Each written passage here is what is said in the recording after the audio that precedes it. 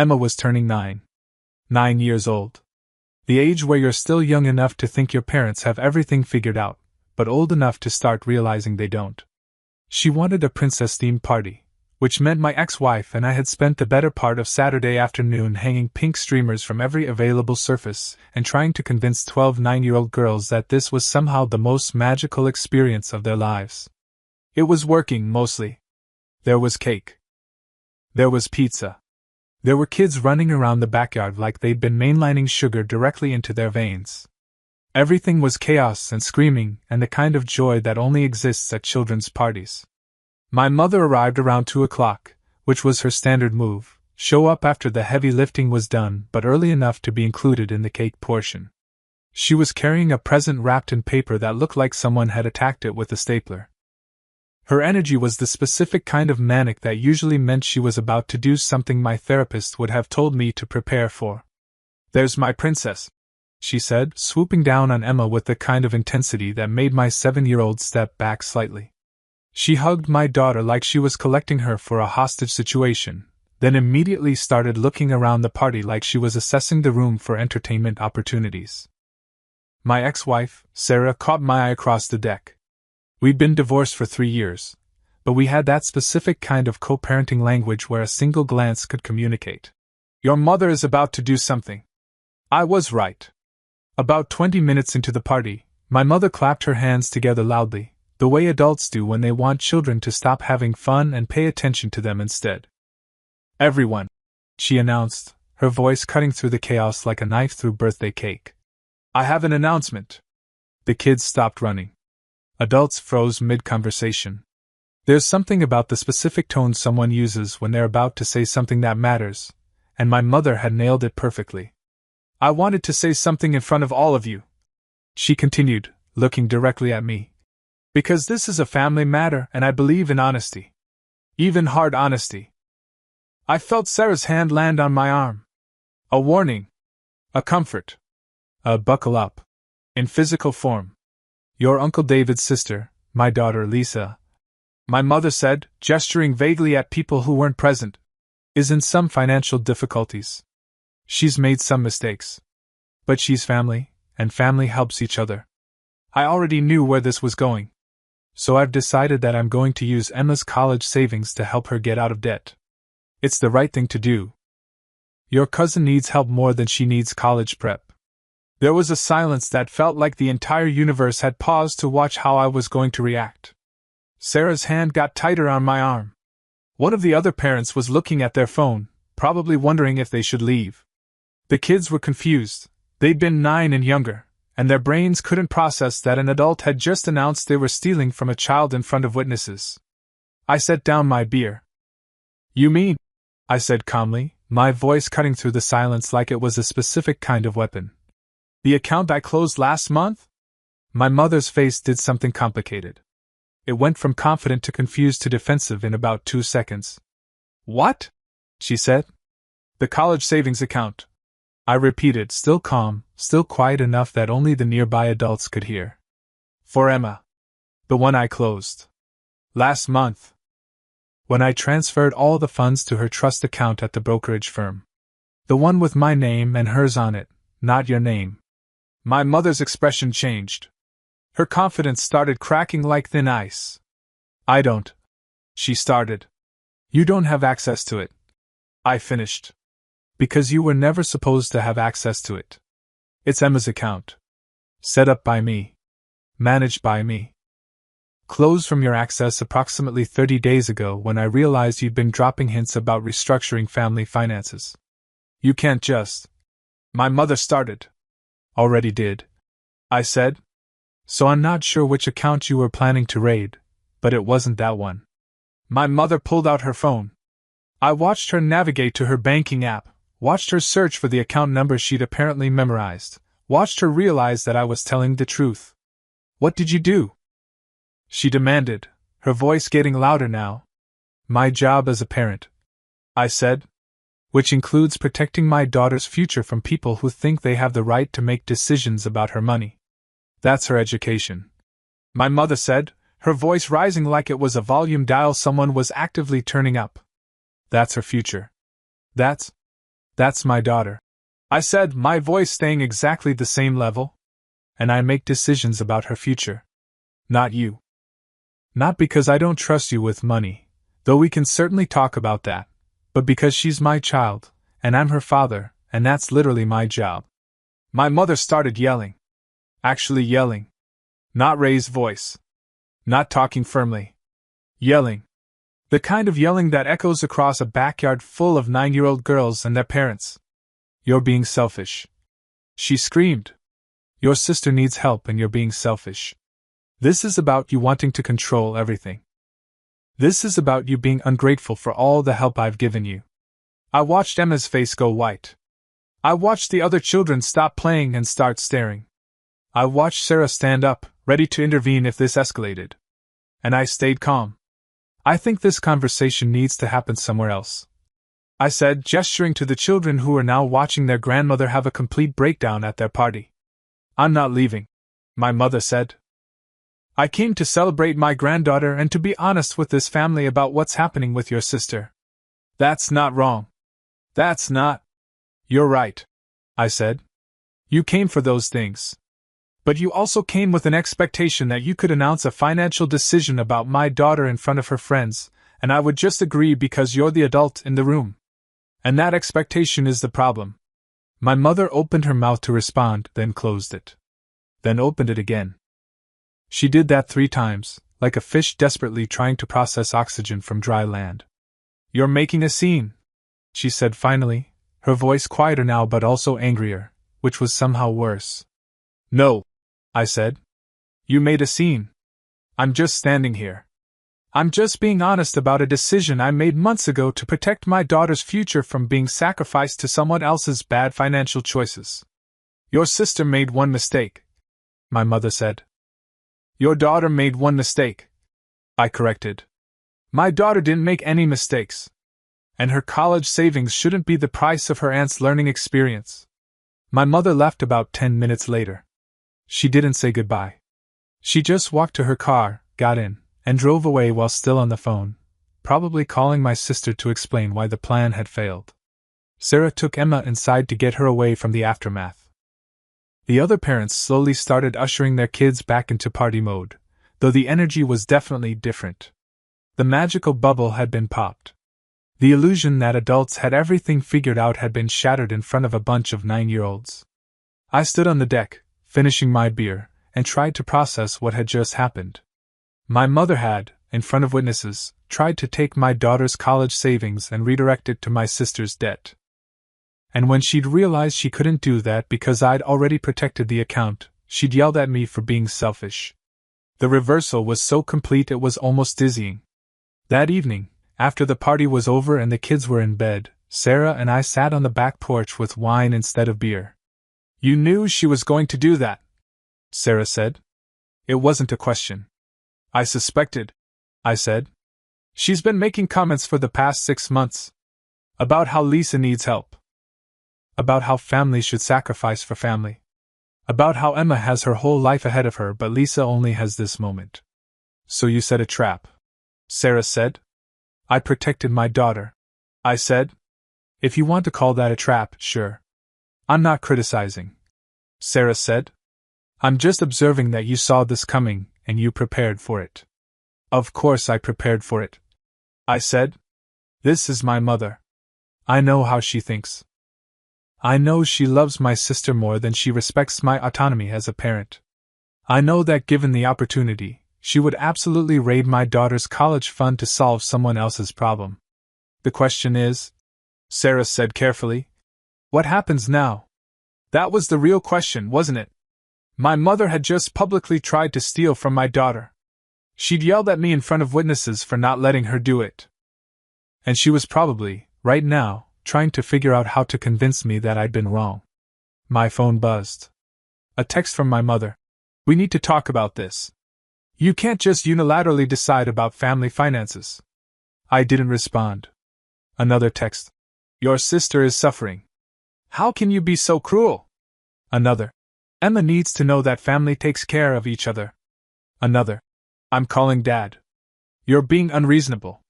I muted the notifications and put the phone down. She's spiraling, Sarah observed. She is, I said.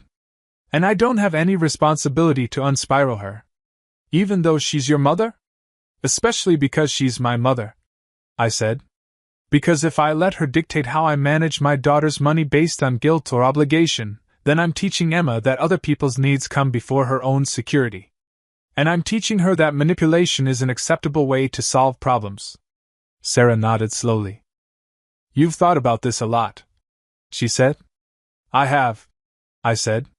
Because this isn't new. This is just the first time she tried to actually take action instead of just guilt-tripping me about it. My phone buzzed again. My father this time. Your mother says you're being selfish about Emma's college fund. What's going on? I called him instead of texting. Hi, Dad, I said. What's this about the college fund? He asked. I explained the situation. The account closure. The party announcement. The backup plan I'd had in place for exactly this kind of situation. My father was quiet for a long time. Good, he said finally. Good? I said. You did the right thing, he said. Your mother means well, but she doesn't understand boundaries. She never has. And Emma needs you to protect those boundaries. Mom's upset with me, I said. Of course she is, my father said. But she'll get over it. And you'll sleep better at night knowing your daughter's future is protected. He was right. I would sleep better. I was already sleeping better, just from knowing that my mother couldn't touch that account even if she tried. My mother didn't call me for 3 days after the birthday party. Instead, she called everyone else. My father got a version where I was a selfish child who didn't understand family loyalty. My sister Lisa got a version where I was trying to ruin her life by refusing to help in her time of crisis. My brother got a version where I was power-tripping because of the divorce. My cousins apparently got a version where I was keeping score and being vindictive about past family grievances. The only version that was actually true, that I had made a financial decision about my own daughter's money to protect it from being redirected to solve someone else's problem, was somehow the least compelling narrative. By day 3, I had a family group chat I hadn't seen activity in for months suddenly exploding. My Aunt Jennifer. I heard what happened at Emma's party. That's not how we do things in this family. My cousin Michael. Pretty harsh to embarrass your mother like that in front of other people. My Uncle Robert. Your mom was trying to help someone. You could have handled it privately. No one was asking why my mother felt entitled to my daughter's money. No one was questioning whether it was appropriate for her to announce a financial decision about my child without consulting me. They were just accepting the premise that I'd done something wrong by refusing. I didn't respond to any of them. On day 4, my mother called. We need to talk, she said, her voice doing that thing where it sounds calm but also furious. Okay, I said. Not over the phone, she continued. In person. This weekend. You're going to come to the house and we're going to have a real conversation about how you've been treating me. I wanted to ask what I'd done that needed to be treated differently, but I already knew how that conversation would go. She'd list grievances. She'd talk about how ungrateful I was. She'd bring up times I disappointed her. She'd make this about my character instead of about the specific decision I'd made. What time? I asked. Sunday. 2 o'clock, she said. And don't bring any excuses. Sunday at 2 o'clock, I was sitting in my mother's living room with coffee I didn't want and the specific kind of dread that comes from knowing you're about to be lectured by someone who doesn't want to listen. My mother sat across from me, my father positioned carefully on the couch in what I recognized as the neutral territory position. He caught my eye for a second. I could see sympathy there. He knew what was coming. I want to understand, my mother started. What I did that was so terrible that you felt the need to humiliate me in front of a room full of people. You announced you were going to use my daughter's college savings without asking me, I said calmly. That's what happened. I was trying to help my daughter, she said. I was trying to be a good mother and a good sister. I was trying to show that family comes first. But you did it by making a decision about my daughter's money, I said, without consulting me. Without asking me if I agreed. You just announced it like it was a done deal. Because I knew you'd say no. My mother said, and there it was, the admission that she knew what she was doing was wrong but had decided to do it anyway. Right, I said. You knew I'd say no because taking your granddaughter's college fund to pay for your daughter's debt is not a reasonable request. So instead of making the request, you just announced the decision and hoped I wouldn't object. That's not fair, my mother said. I was trying to help Lisa. She's suffering. She made mistakes, but she's still family. I'm not disagreeing with that, I said. Lisa is family. And if you want to help her, that's your choice. But you help her with your own money, not with Emma's college fund. It's not just mine, my mother said. It's a family matter. Your daughter benefits from this family. From the way we take care of each other.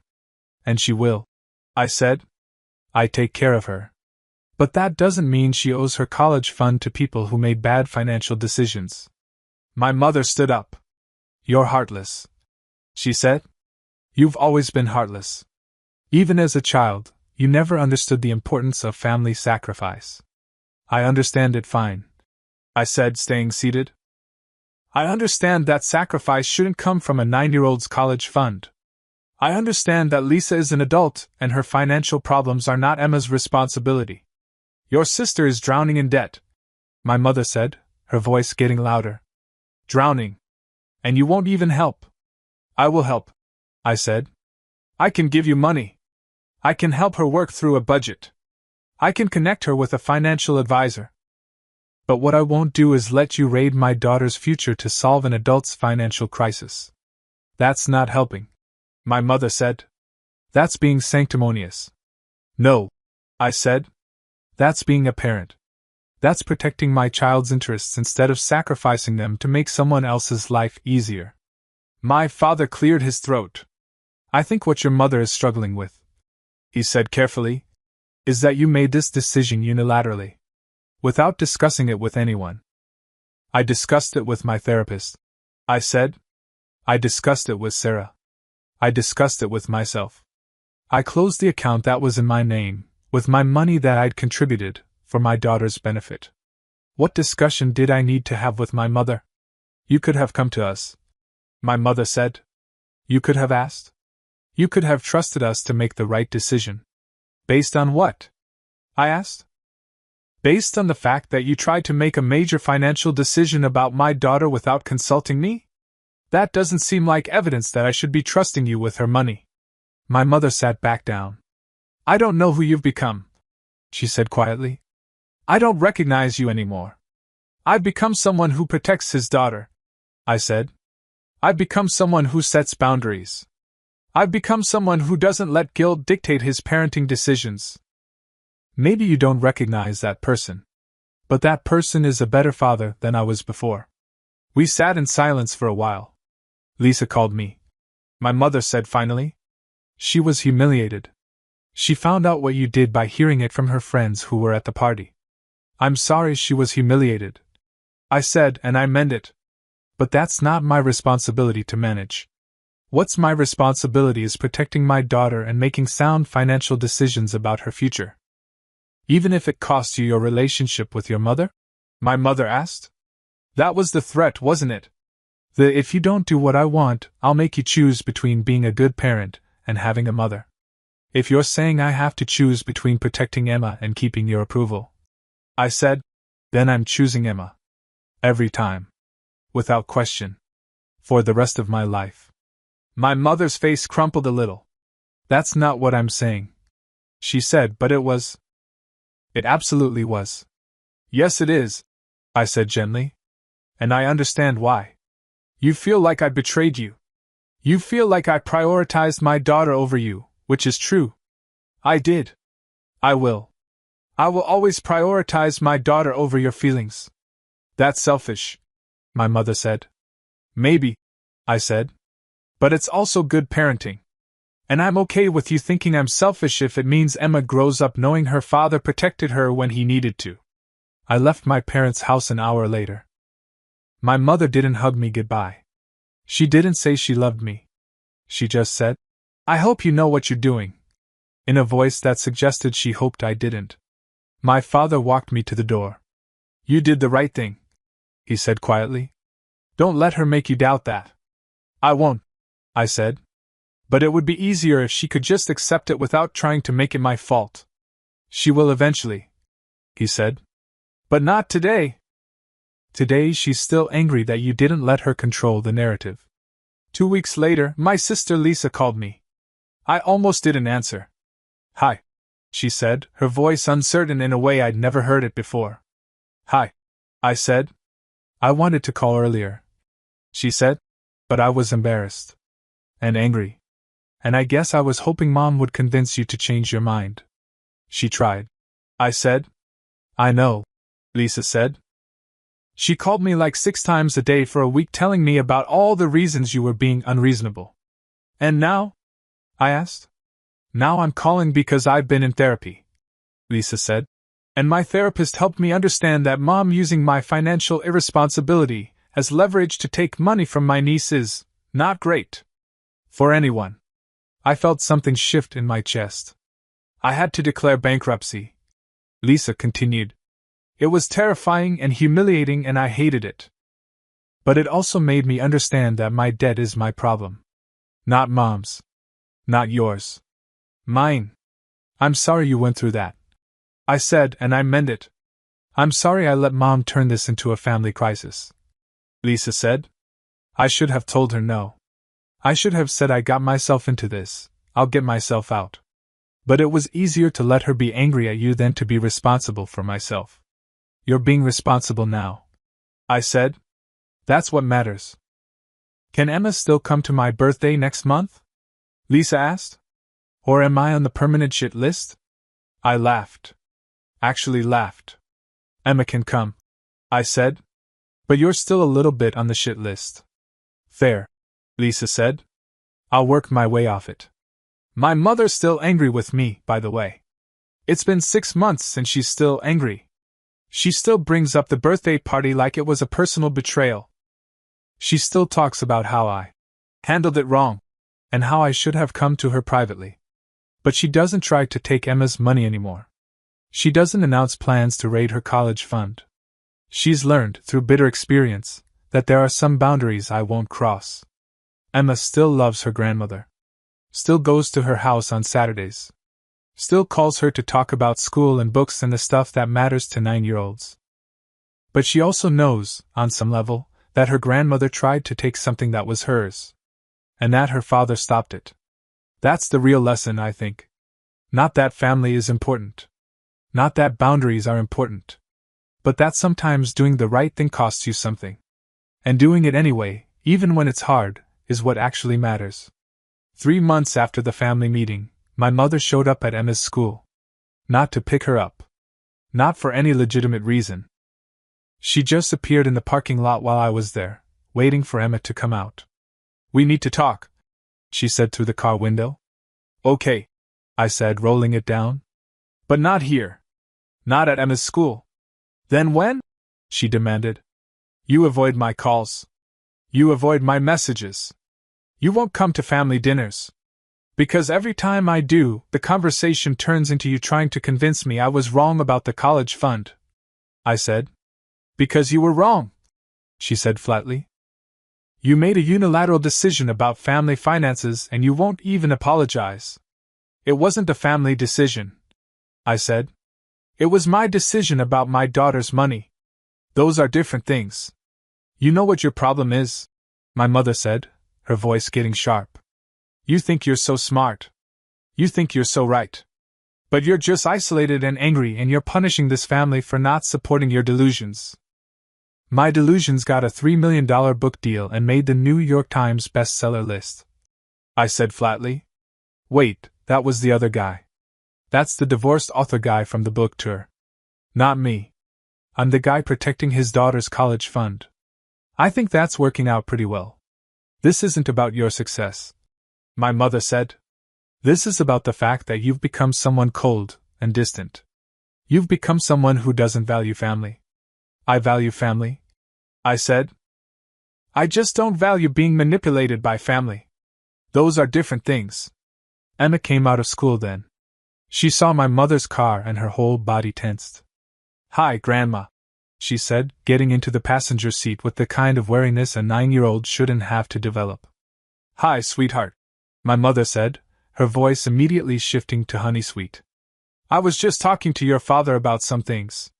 "What things?" Emma asked, looking at me. "Nothing important," I said. "Emma, we need to go." "Wait," my mother said.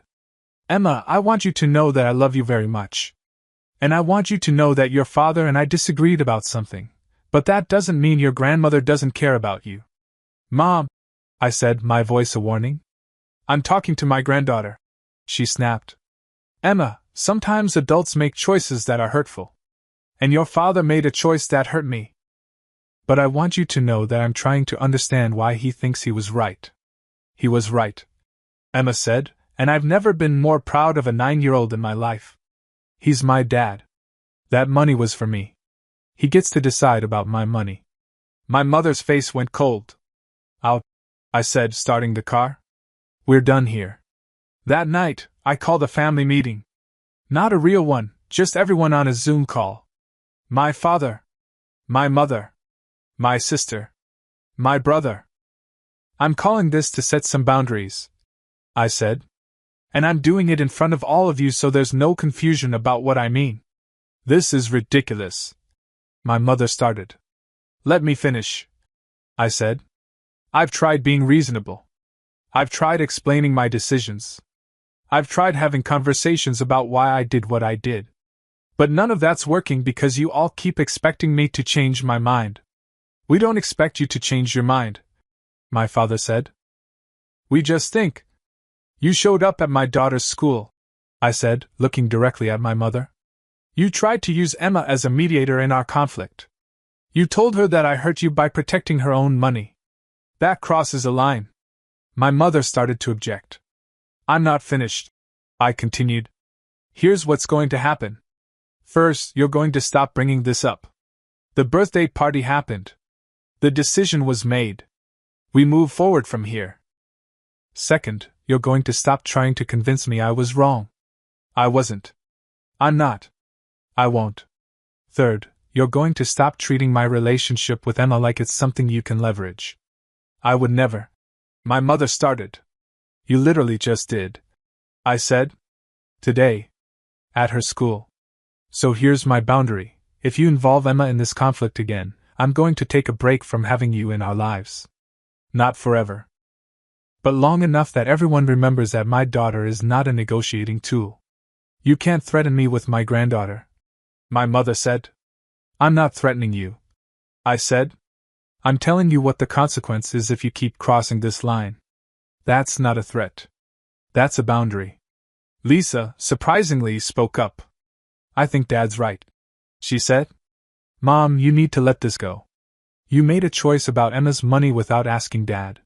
He protected the account. That's done. Now you need to accept it and move on.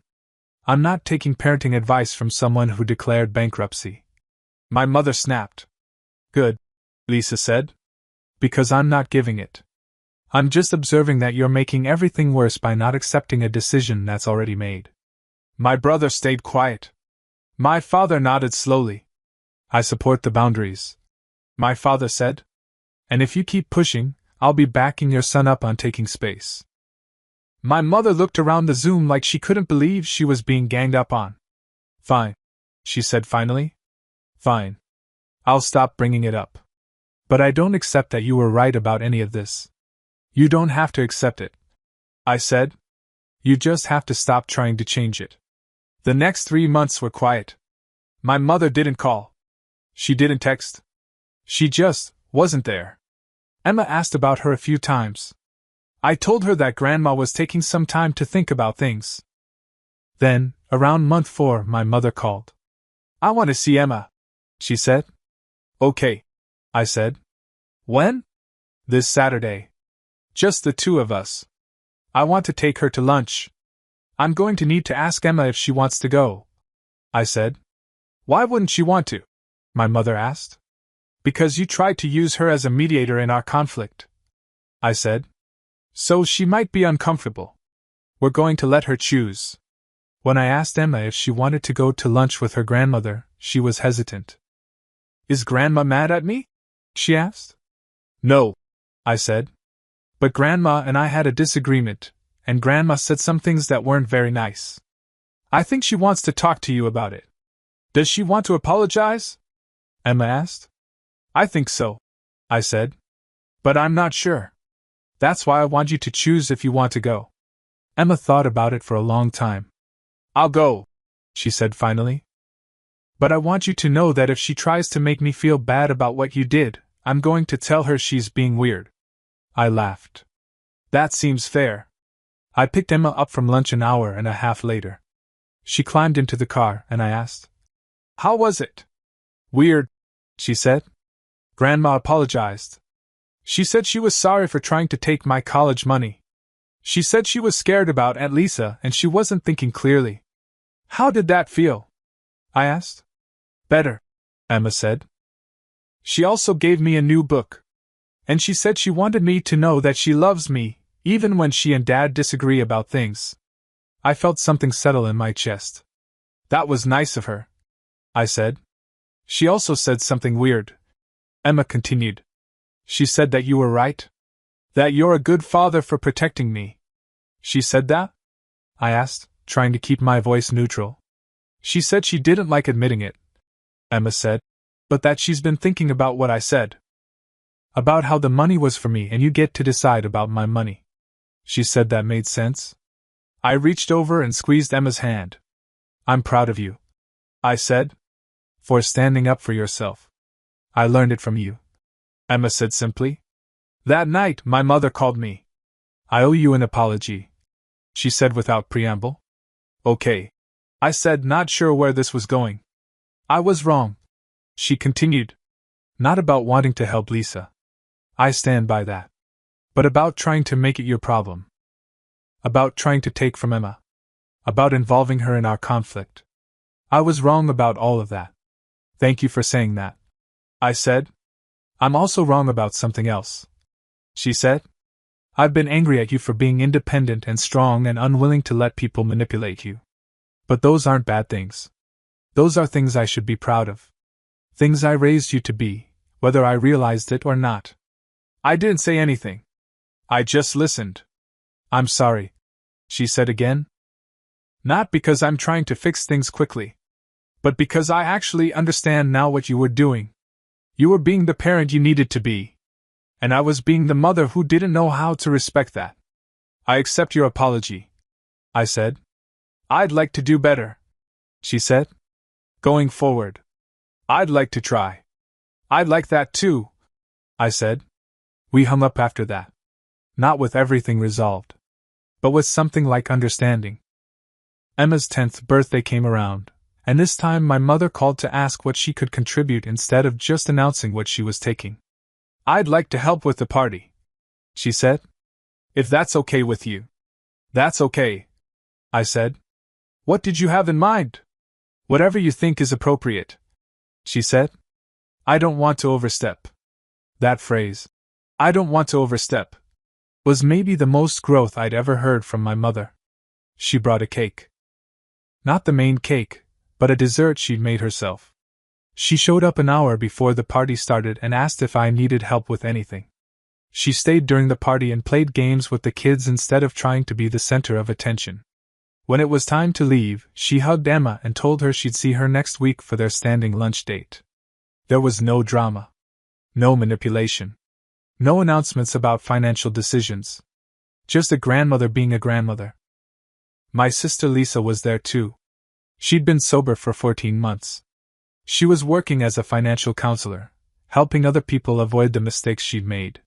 She brought Emma a gift card and a card that said, "To my smart niece, who reminds me that consequences teach us things." My brother and I actually talked. About work. About our kids. About normal things that brothers talk about when they're not locked in family drama.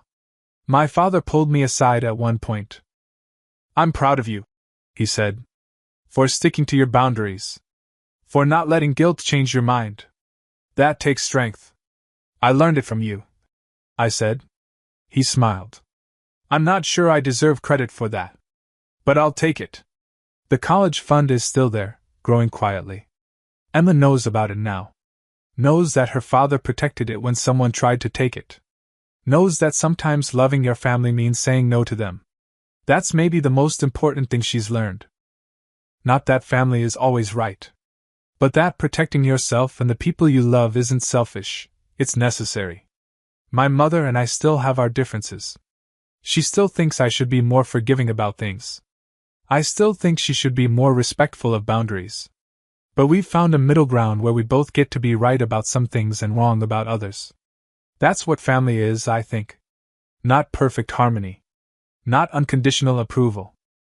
But people who know you and stay anyway. People who can admit they're wrong. People who can say, "I'm sorry," and mean it. People who can learn. My mother's learned a lot in the past year. About what it means to respect someone's parenting. About what it means to have boundaries and actually accept them. About what it means to be a grandmother instead of trying to be the main character in your adult child's life. And I've learned that forgiveness doesn't mean forgetting. It means choosing to move forward even though something hurt. Emma's college fund sits in an account that only I have access to. It will be there waiting for her when she's 18. And it will exist because one day, on her 9th birthday, I said no to someone I love. That no protected more than just money. It protected Emma's right to know that her father will choose her safety over family harmony. It protected her from learning that manipulation is acceptable if it comes from someone you're supposed to trust. Most importantly, it protected her from a future where she learned that her own needs come second to other people's problems. Last week, my mother texted me a photo. It was from Emma's school, a father-daughter event that I'd attended. My mother had apparently gotten the picture from another parent. In the photo, Emma's holding my hand. She's looking up at me like I hung the moon. I'm looking down at her like she's the most important thing in the world. My mother's text said, "This is what I see now. This is what I was trying to protect when I was trying to give you her money. Not the money. This. You being her father. I'm sorry it took me so long to understand that you were already doing exactly that." I didn't respond with words. I just sent her back a heart emoji. Because sometimes that's enough. Sometimes a heart is all you need to say, "I forgive you," and "I understand you," and "We're going to be okay," all at once. The college fund is still growing. Emma's still protected. My mother's still learning. My family's still complicated. But we're better now. Not perfect. But better. And better, I've learned, is sometimes all you can ask for.